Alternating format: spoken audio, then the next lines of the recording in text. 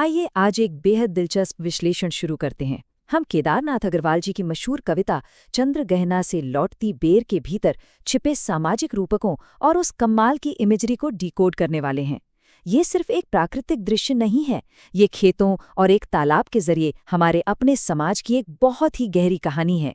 तो चलिए बिना किसी देरी के इस सफर पर चलते हैं। जरा इस दृश्य की कल्पना करते हैं। कवि चंद्रगहना नाम के एक गांव से लौट रहे हैं और रास्ते में एक खेत के मेड़ पर अकेले बैठे हैं। अब अगर कोई ऐसे शांत माहौल में बैठे तो उसे क्या दिखेगा?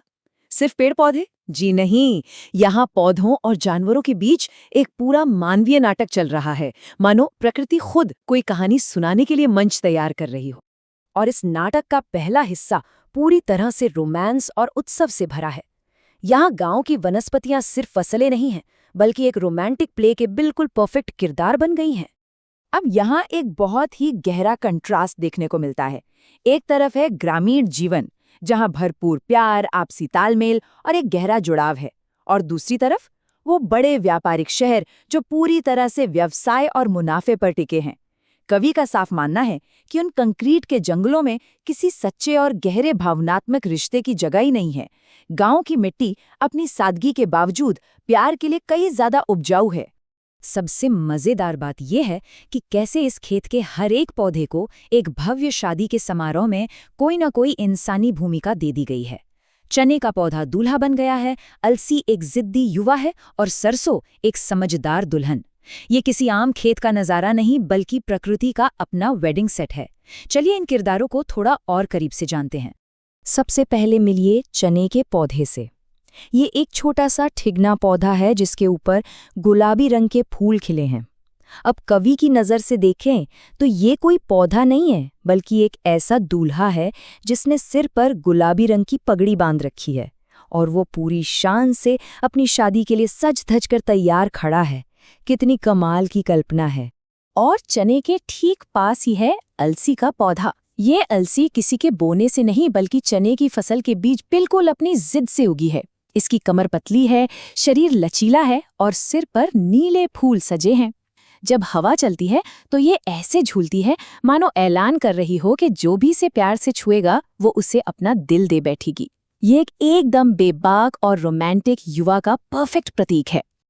अब बारी आती है सरसों की। कविता में कहा गया है कि सरसों अब सियानी यानी बड़ी और समझदार हो गई है। उसके पीले खिले हुए फूलों का मतलब है कि उसने शादी के लिए अपने हाथ पीले कर लिए हैं। वो एक ऐसी मैच्योर दुल्हन है जो पूरी तरह तैयार होकर विवाह मंडप में कदम रखने ही वाली है। इस पीली आभा ने पूरे खेत को जैसे एक पवित्र मंडप में बदल दिया है। और इस पूरे उत्सव में संगीत कौन दे रहा है? वसंत ऋतु का फागुन महीना। फागुन की हवाएं मानो खुशी के शादी वाले गीत गा रही हैं। और तो और प्रकृति खुद एक प्यार करने वाली माँ की तरह अपनी ठंडी हवाओं की छाया दे रही है। इस पूरे माहौल में कोई स्वार्थ नहीं है, बस एक दूसरे के लिए निस्वार्थ प्रेम है। अब जरा रुक कर सोचते हैं कि कवि ने इस जीवंत दृश्य को इतनी खूबसूरती से कैसे रचा। खेतों को एक शादी के मंडप में बदलने के पीछे आखिर कौन सा जादू काम कर रहा है? साहित्य की दुनिया में इस जादू को मानवीकरण अलंकार या पर्सोनिफिकेशन कहा जाता है। ये एक ऐसी तकनीक है जहां बेजान चीज़ों या प्रकृति को इंसानों जैसी भावनाएं और हरकतें दे दी जाती हैं। इसी के इस्तेमाल से साधारण फसलें एक जिंदा दिल बारात में बदल गई। जब हम चने को दूल्हे के रूप में देखते हैं तो असल में हम प्रकृति में अपने ही इंसानी अनुभवों की झलक देख रहे होते हैं। लेकिन रुकिए, कहानी में एक बड़ा ट्विस्ट है। जैसे ही हम खेत से आगे बढ़कर पास के पोखर यानी तालाब की तरफ देखते हैं तो रोमांस और उत्सव का माहौल अचानक से खत्म हो जाता है और हम एक बहुत ही कठोर और खतरनाक दुनिया में कदम रखते हैं। जरा इस पोखर के इकोसिस्टम को देखिए। नीला पानी लहरें ले रहा है, नीचे भूरी घास लहरा रही है और किनारे पर कुछ पत्थर चुपचाप पड़े हैं। ये पत्थर ऐसे लग रहे हैं जैसे सदियों से पानी पी रहे हों, लेकिन उनकी प्यास कभी बुझती ही नहीं। बाहर से देखने में ये सब बहुत शांत लगता है, लेकिन इस खामोशी के नीचे एक अनकही बेचैनी और सर्वाइवल की एक कभी न खत्म होने वाली जंग चल रही है। पानी में चांद की परछाई भी एक अजीब सा भ्रम पैदा करती है। लहरों की वजह से चांद गोल नहीं, बल्कि एक चमकते हुए हिलते हुए चांदी के खंभे जैसा दिखता है।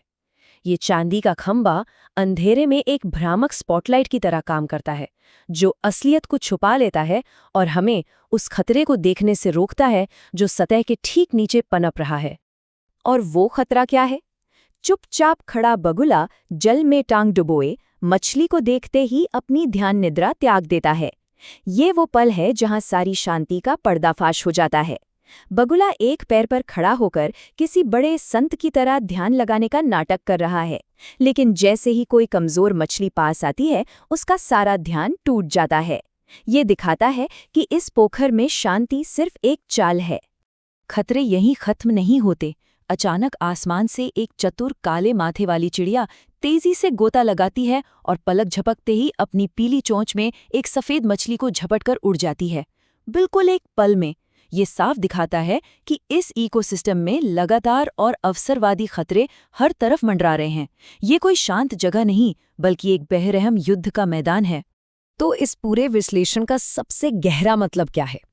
असल में कवि ने इन जानवरों का जो चित्रण किया है वो सिर्फ कोई वाइल्ड लाइफ डॉक्यूमेंट्री नहीं है। ये सीधे तौर पर हमारे अपने मानव समाज का एक बहुत ही तीखा आईना है।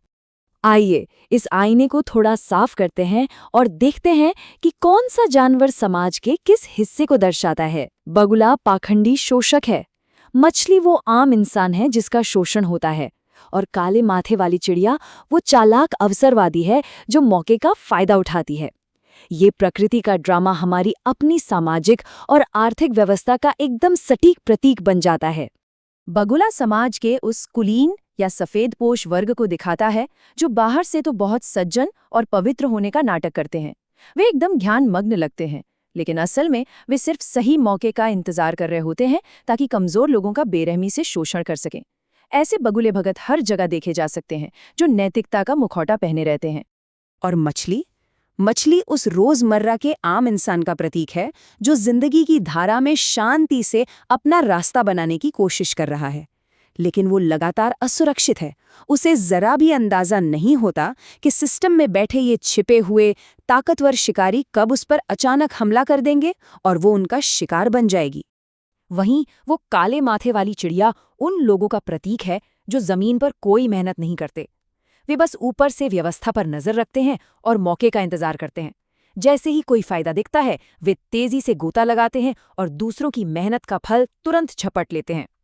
ये उन लोगों का परफेक्ट उदाहरण है जो दूसरों की मजबूरी का बहुत ही बेदर्दी से फायदा उठाते हैं। तो इस पूरे विश्लेषण के बाद आइए एक बहुत ही गहरे सवाल पर विचार करते हैं।